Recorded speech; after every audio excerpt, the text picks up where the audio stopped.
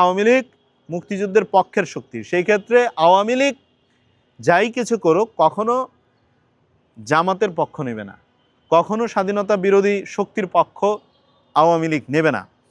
২৪-এর পরাজিত শক্তি, ৭১-এর পরাজিত শক্তি, আমরা আসলে পরাজিত শক্তি হিসেবে তাদেরকে মনে করতে চাই না। আমরা আগেই বলেছি বিএনপি এবং বিএনপির জোটগত রাজনৈতিক দলগুলো মনে করে আমরা সমতার রাজনীতি করতে চাই, প্রত্যেকের সাথে ইনসাফ প্রতিষ্ঠিত করতে চাই। সেটা ৭১-এর পরাজিত শক্তি হোক কিংবা ২৪-এর গণঅভ্যুত্থানের মধ্য দিয়ে পরাজিত শক্তি হোক, যে যে অপরাধ করেছে তার সেই বিচার হবে। কিন্তু হ্যাঁ, কেউ যদি অতি উৎসাহিত হয়ে দেশটাকে অস্থিতিশীল একটা পরিস্থিতির দিকে ঠেলে দিতে চায়, তাহলে এদেশের জনগণ খুব সচেতন। দেখেছেন গণঅভ্যুত্থানের মধ্য দিয়ে কিভাবে তারা মাঠে নামতে পারে, কিভাবে সেটা প্রতিহত করতে পারে। চাইলে সরকার ফেলে দিতে পারে, চাইলে সরকারে বসাতে পারে, আবার সরকারকে রক্ষাও করতে পারে। তো সেই ক্ষেত্রে পরাজিত শক্তি চ্যালেঞ্জিং হওয়ার কোনো সুযোগ নাই।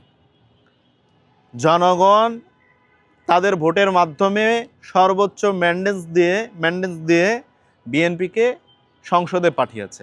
বলতে চাই যে পরাজিত শক্তি, ৭১-এর পরাজিত শক্তি তারা বারংবার ষড়যন্ত্র করার চেষ্টা করবে তারা, সেটাও জনগণ এবং সরকার সম্মিলিতভাবে একসাথে প্রতিহত করবে। এবং রাষ্ট্রটাকে যেন সঠিকভাবে পরিচালনা করা যায়, জনগণের জন্য জনকল্যাণমূলক রাষ্ট্র হয়, সেই জন্য বিএনপি এবং জনগণ একসাথে কাজ করছে। ঠিক একইভাবে ২৪-এর গণঅভ্যুত্থানের মধ্য দিয়ে যে পরাজিত শক্তি আওয়ামী লীগ, তাদেরকেও সঠিকভাবে ট্রিটমেন্ট করা হচ্ছে এবং করবে। তারা বিভিন্ন জায়গায় দেখেছেন যে কার্যালয় খোলার চেষ্টা করছে, তাদের রাজনৈতিক চর্চা, রাজনৈতিক যে কার্যকলাপ সেগুলো নিষিদ্ধ রয়েছে। জানেন, অন্তর্বর্তীকালীন সরকার ক্ষমতায় থাকা অবস্থায় সেটা নিষিদ্ধ করেছেন। সেটার শুরু হওয়ার আগেই তারা রাজনৈতিক পরিমণ্ডলে আসতে চান। তো আমি মনে করি এটা অন্তর্বর্তীকালীন সরকার যে স্টেপ নিয়ে গিয়েছেন, পরবর্তীতে স্বরাষ্ট্রমন্ত্রী হয়েছেন সালাউদ্দিন সাহেব, তিনিও কিন্তু সেটাতে সঠিকভাবে নিয়ন্ত্রণ করছেন এবং সঠিকভাবে সেটাকে ট্রিটমেন্ট করছেন।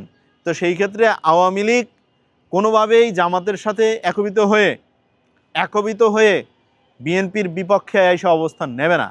কারণ আওয়ামী লীগ স্বাধীনতার পক্ষে ছিল, ৭১-এ মুক্তিযুদ্ধের পক্ষে ছিল।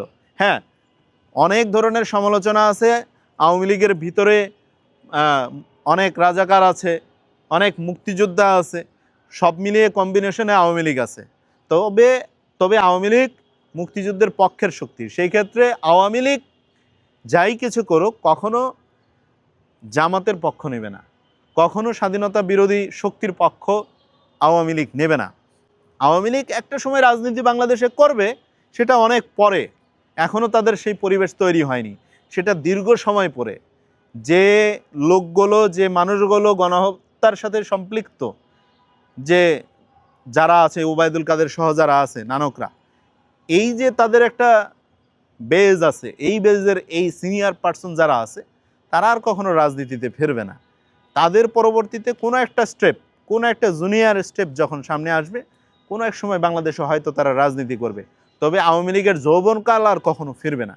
তো সেই ক্ষেত্রে আওয়ামী লীগ বর্তমানে বিএনপির জন্য চ্যালেঞ্জিং কোনো বিষয় না। তবে হ্যাঁ, যেহেতু জামাত রাজনীতি করছে, বিরোধী দলের ক্ষমতার চেয়ারে তারা আছে, বিরোধী দলীয় নেতা হিসেবে আছে, সেই ক্ষেত্রে জামাত বিভিন্ন ধরনের ন্যারেটিভ দাঁড় করানোর চেষ্টা করবে। সেই ন্যারেটিভ শক্ত হাতে সুন্দরভাবে দেশ পরিচালনার লক্ষ্যে বিএনপি সরকার নিয়ন্ত্রণ করে সামনে জনগণকে একসাথে নিয়ে তারা দেশ পরিচালনা করবে।